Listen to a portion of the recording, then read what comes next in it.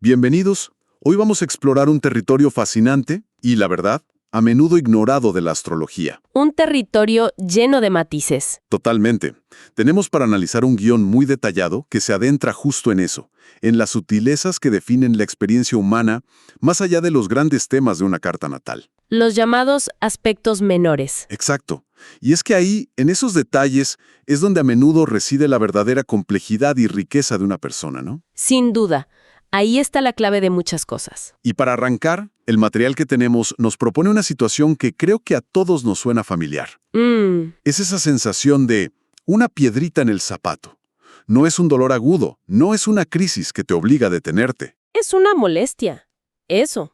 Es una molestia sutil, constante, un zumbido de fondo que simplemente no se va.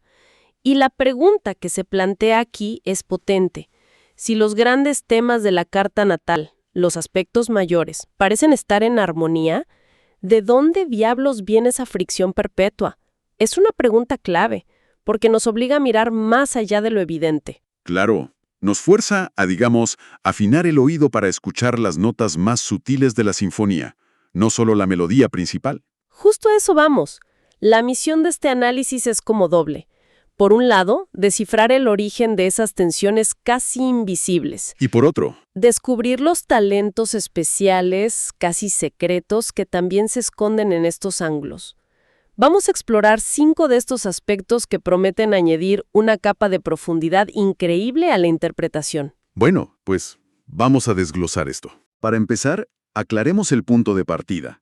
¿Cuál es la distinción fundamental entre los aspectos mayores y los menores? ¿Estamos diciendo que son menos importantes? Esa es la primera y más importante aclaración que hay que hacer. Menor se refiere a la sutileza de su manifestación, no a su importancia. Ah, ok. El guión que estamos viendo usa una analogía que me parece perfecta. Los aspectos mayores, la conjunción, la cuadratura, el trígono, son la estructura de un edificio, las vigas, las paredes. Exacto. Son las vigas, los cimientos, definen la forma general, lo que se ve a simple vista. Claro, si la estructura es sólida, la casa se mantiene en pie. Si tiene una cuadratura, quizás una pared está en tensión con otra, es algo evidente. Justo.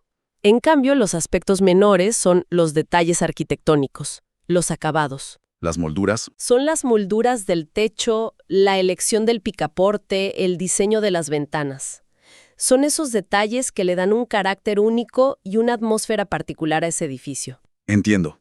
Puede que no afecten la estructura, pero definen por completo la experiencia de vivir ahí dentro. Entiendo. Y supongo que si ignoras esos detalles arquitectónicos, puedes vivir en la casa, pero nunca vas a entender por qué te sientes de una manera específica en una habitación. O por qué la luz entra de esa forma tan particular por la tarde. Son los que dan la textura a la vida cotidiana. Precisamente. Sin embargo, y esto es crucial, el análisis destaca una regla de oro, la más importante de todas. ¿A ver? Los aspectos menores exigen orbes muy, muy estrictos, idealmente no más de 1 a 2 grados. Esto es fundamental. A ver un momento. Expliquemos eso un poco más. Entiendo la precisión, pero ¿por qué es tan radical? ¿Qué pasa astrológicamente si el orbe es, digamos, de 4 grados? ¿La energía simplemente se apaga? Es una excelente pregunta. No es tanto un interruptor de encendido-apagado. Ah, ok. Piénsalo más bien en términos de enfoque, como el lente de una cámara. Un orbe de 1 grado es una imagen nítida, enfocada, donde puedes ver cada detalle. Clarísimo. La energía del aspecto se manifiesta de forma clara y reconocible, como esa piedrita en el zapato o ese talento específico. ¿Y si amplías el orbe? A medida que lo amplías a 3 o 4 grados, la imagen se vuelve borrosa. La energía no desaparece, pero se difumina. Se pierde. Se convierte en un ruido de fondo tan general que ya no puedes identificarlo como la influencia específica de, por ejemplo, una semicuadratura. Se mezcla con el resto de las energías de la carta y pierde su carácter. Por eso se necesita la hora de nacimiento exacta. Exacto. Sin ella, es imposible garantizar esa precisión de 1 grado. Queda clarísimo. La precisión es lo que aísla la señal del ruido. Y me imagino que hay un orden para leer todo esto. No se puede empezar por las molduras del techo. Nunca. El orden es inalterable y es una advertencia constante en este material. Primero se analiza la estructura, los aspectos mayores. La historia principal. Ellos cuentan la historia principal, los grandes temas de la vida de una persona. Los menores vienen después, para refinar esa historia, para explicar esas sutilezas. Entendido. Aspecto menor.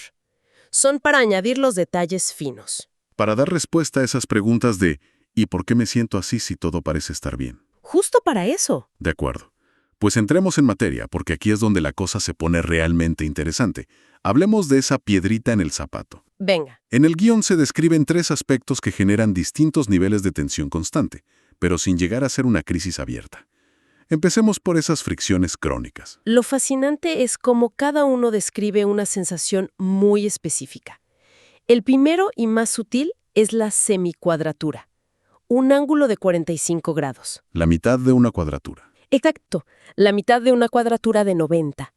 La sensación que produce no es la de un conflicto abierto que te empuja a crecer, como hace la cuadratura. Es más bien una molestia crónica de bajo nivel.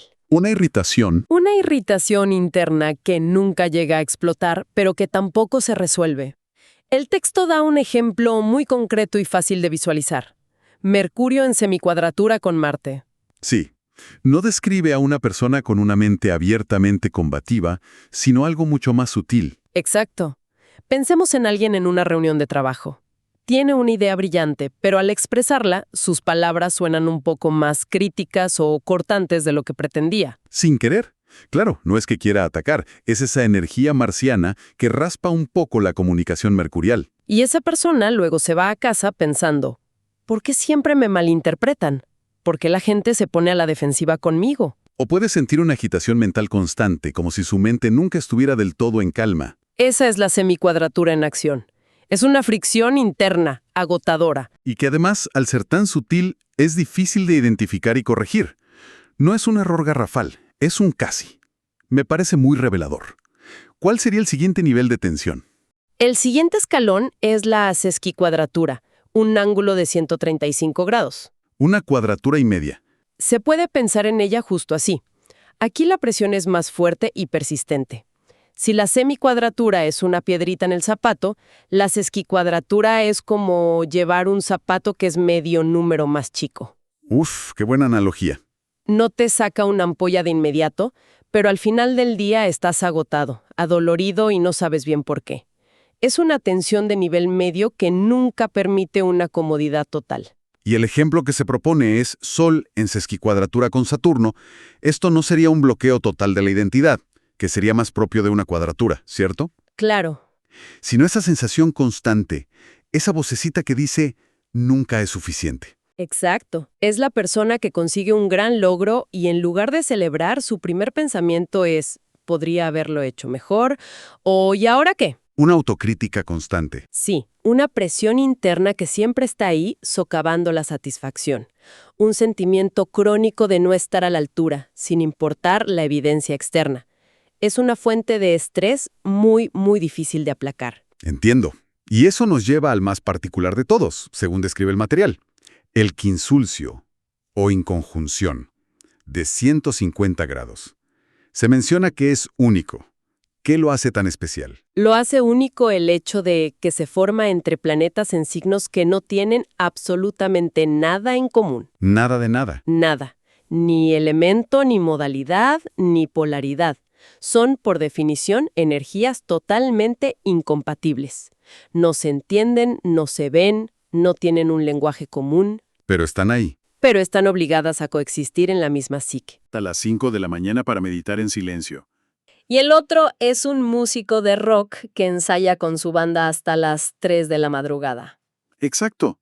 No es que uno sea malo y el otro bueno, simplemente sus mundos son irreconciliables. Es la metáfora perfecta. Y están obligados a compartir el mismo apartamento. ¿Qué hacen? Negociar todo el tiempo. El resultado es una incomodidad crónica y la necesidad de un ajuste perpetuo. Siempre hay que estar negociando. Hoy el músico usa auriculares, mañana el monje se va a meditar al parque. Nunca hay una solución definitiva. Solo un constante ir y venir.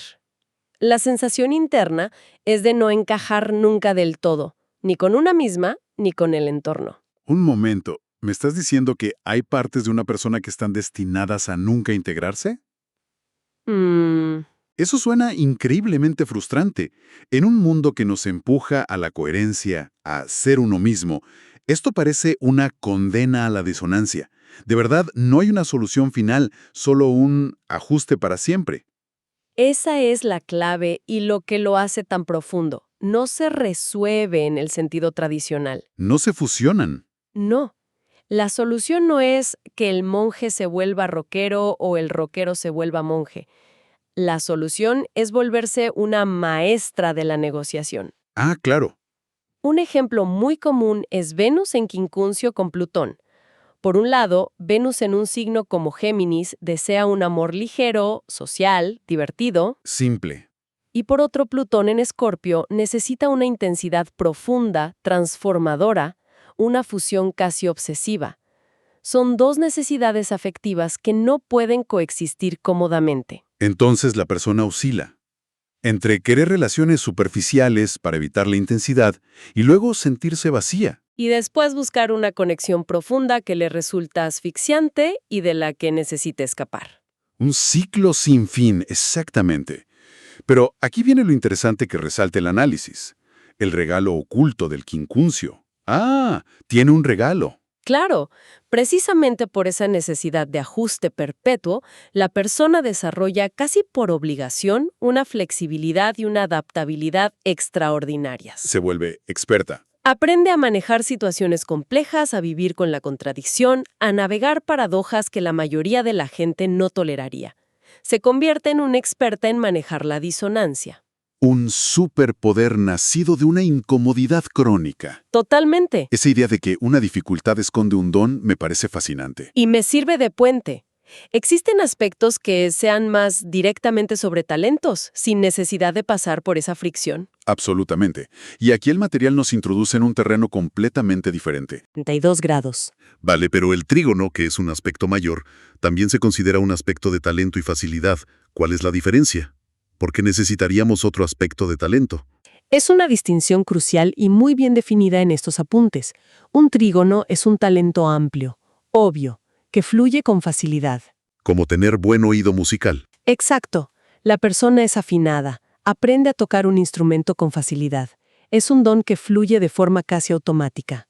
Un quintil, en cambio, es un don muy específico y único. Casi una genialidad. Sí, casi una genialidad en un área muy concreta. No es tener buen oído, es la capacidad de componer melodías extrañas y originales que a nadie más se le ocurren. Y hay que trabajarlo. A diferencia del trígono, debe ser descubierto y desarrollado conscientemente. Es decir, el trígono es ser bueno para los deportes en general, y el quintil es tener un don innato y extraño para el curling, por ejemplo. Exacto.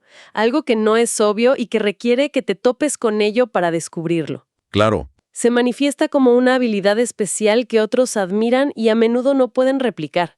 El guión menciona el ejemplo de Mercurio en quintil con Urano. que no es solo ser inteligente. No, es un potencial para la genialidad mental, para tener ideas disruptivas, para conectar conceptos que nadie más conecta. Es la persona que en medio de una crisis, cuando todos están bloqueados, hace una pregunta que cambia por completo la perspectiva. Y abre una nueva vía de solución. Suena increíble, pero en la descripción se advierte también sobre un peligro muy concreto con este don. Sí, y es la gran paradoja del quintil. Como es una habilidad tan innata y particular, la persona puede no reconocerla como algo especial. Piensa que todo el mundo puede hacerlo. Puede pensar, esto es fácil para mí, seguro que para todos lo es. Y como no lo valora, no lo cultiva. ¡Qué pena! Es un don que puede quedarse en un potencial sin explotar si no hay una toma de conciencia de su singularidad. Hay que aprender a ver la propia rareza como un talento. Y esto nos lleva al último aspecto, el biquintil, de 144 grados.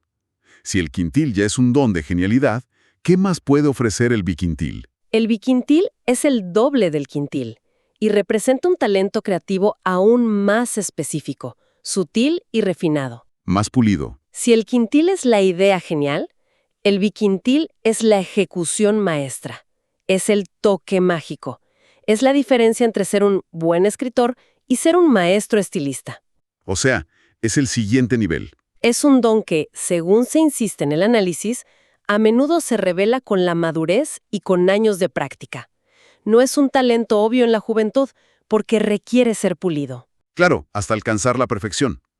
Dame un ejemplo para entender esa diferencia. ¿Cómo se vería en la práctica? Siguiendo con la escritura, un Mercurio en biquintil con Venus no solo daría la capacidad de escribir bien, daría un don para la escritura bella y refinada.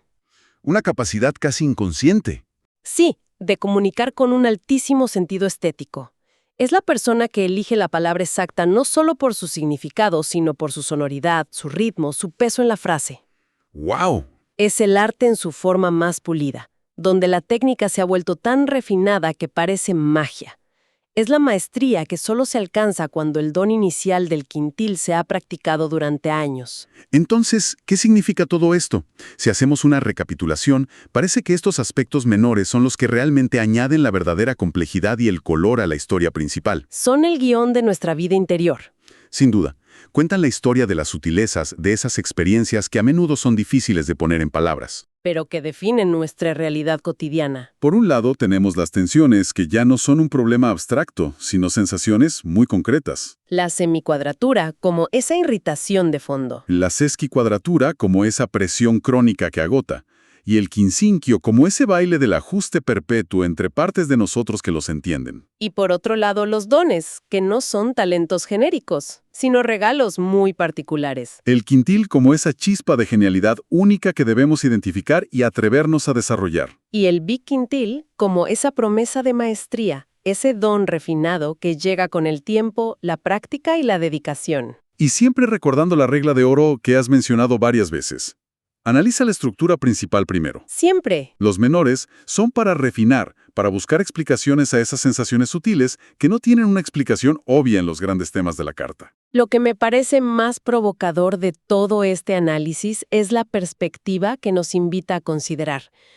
Quizás el dominio de la propia vida no se encuentra tanto en resolver los grandes dramas, que son importantes, por supuesto, Sino en otra cosa. sino en el arte de navegar con gracia las fricciones sutiles y los ajustes perpetuos que estos aspectos menores revelan. Es una idea potente.